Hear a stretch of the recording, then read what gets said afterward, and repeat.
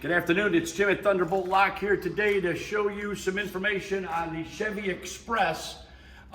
When you're installing the Thunderbolt locks and you're tying these into the factory lock motors, this vehicle is vulnerable because what they've done is they have the factory power lock switch that is located on both the driver's door and the passenger door.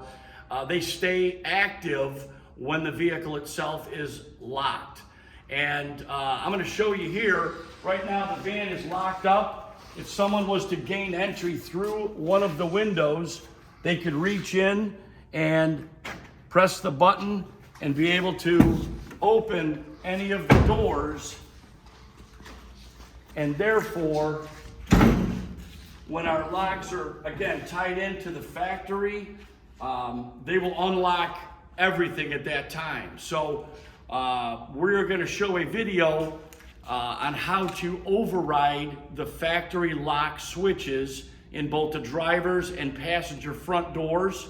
We're going to install an ignition controlled relay that will convert those switches to only work when the key is on or the van is running.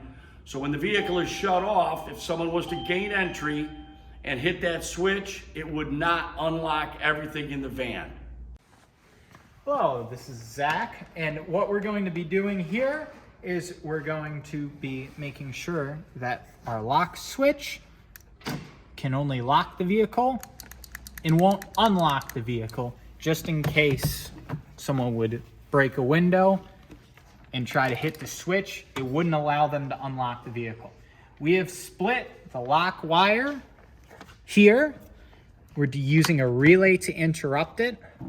We are using ignition on one side of the relay. We are using ground off the switch on the other. If you're not confident in being able to find this wire, I highly suggest just taking the ground instead of going into a wire. You can bring it right back up and ground it right to the base of the door. And that will prevent the lock switch from unlocking your Thunderbolts in the rear.